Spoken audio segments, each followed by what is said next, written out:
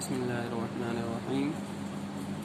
مشق ایکسرسائز بچا ہوا تھا، بلند آواز سے پڑھیے، یہ بتا دیا گیا تھا۔ تسبیح، چشمہ، خلعت، خوشنما، میسر، قدرداں۔ سوچئے اور بتائیے، زمین و آسمان کس نے بنایا؟ اللہ تعالیٰ نے۔ کس کو سبز لباس پہنا کر جواں بنایا؟ بیل بوٹے جو خوشما ہوتے ہیں، جیسے پھول پتیاں وغیرہ یہ بنی ہوئی ہے۔ سورج سے ہمیں کیا ملتا ہے؟ گرمی اور روشنی۔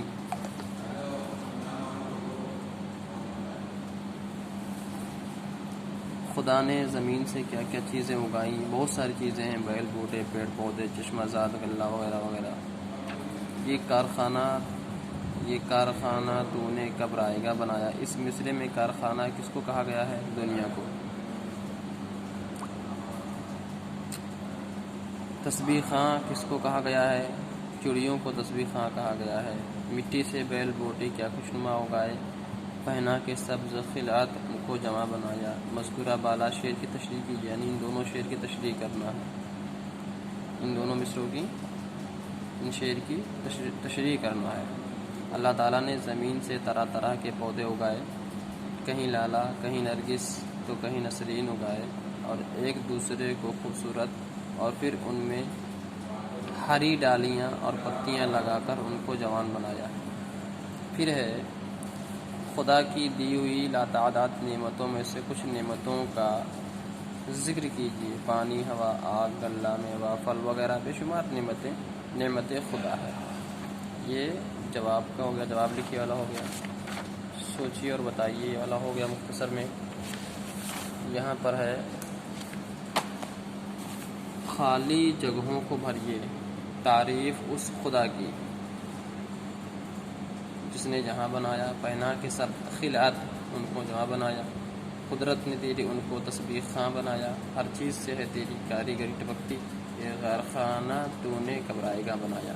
مصرع لکھ کر شعر مکمل کیجیے، یعنی ایک مصرع اور یہ دوسرا مصرع، یہ دونوں مل کر ایک شعر ہوتے ہیں۔ یہ ایک شعر ہوئے، یہ دونوں مل کر ایک شعر ہوئے۔ تو پہلا مصرع لکھا ہے، دوسرا لکھنا ہے، یہاں دوسرا لکھا ہے، پہلا لکھنا ہے، یہاں پھر پہلا لکھا ہے، دوسرا لکھنا ہے۔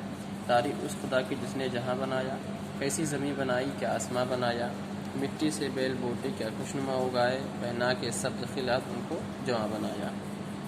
سورج سے ہم نے پائی گرمی بھی روشنی بھی، کیا خوب چشمہ تو نے اے مہرباں اگایا۔ پھر کہہ رہے ہیں ہم صورت الفاظ لکھیے، جہاں، آسماں، خلعت، خلقت یا رحمت، خلعت، یہ سب ایک ہی وزن کے ہوئے۔ قدرداں، رائیگاں، مہرباں، قدرداں، جواں اور یہ خاں ایک ہی چیز ہے۔ پھر لکھا ہے الف نون گننا، واو نون گننا، یہ لگا کر جمع بنائے۔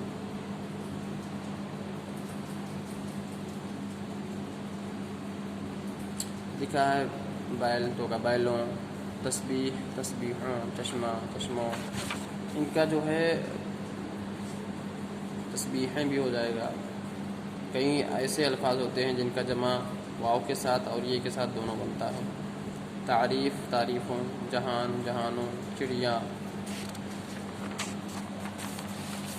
اور پھر ہے رحمتوں، رحمت سے قدرت ہے، قدرتوں، مہربانی سے مہربانیاں ہیں، زمین سے زمینوں ہے، کارخانہ کارخانوں ہے، نعمت سے نعمتوں ہے۔ یہ جمع بنانے کا جو تھا مکمل ہوا۔ اب کرے نیچے لکھے الفاظ کے ہر گروہ سے غیر متعلق لفظ کی پہچان کر کے خانوں میں لکھیے۔ یہاں خانہ بنا، اس میں لکھنا ہے، تو ہم نے یہاں ان کو ان کو جو ہے گول دائرے کے اندر قید کر دیا ہے۔ یہ دیکھیے ہم نے نشان لگا دیا ہے۔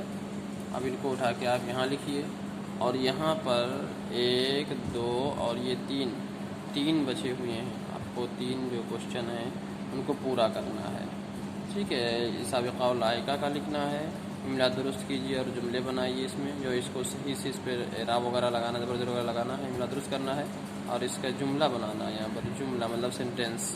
اور اس کے بعد یہ عملی مشق ہے، شاعر اس نظم میں کن نعمتوں کا ذکر کیا ہے ان کی فہرست بنائیے، مطلب نعمتوں کا ذکر کیجیے۔ دیکھیے شعر کو دوبارہ پڑھیے، نظم کو لکھیے کہ کن نعمتوں کا ذکر ہے۔ پھر خدا کی عطا کی ہوئی کچھ نعمتوں کے بارے میں اپنے والدین سے، اپنے پیرنٹ سے معلوم کر کے اپنی کاپی میں لکھیے۔ یہ آپ خود سے کریے، اپنے گھر والوں سے پوچھ کر کے اتنا سالہ میں نے کر دیا ہے، اس کو آپ مشق کریے، خوب محنت کریے۔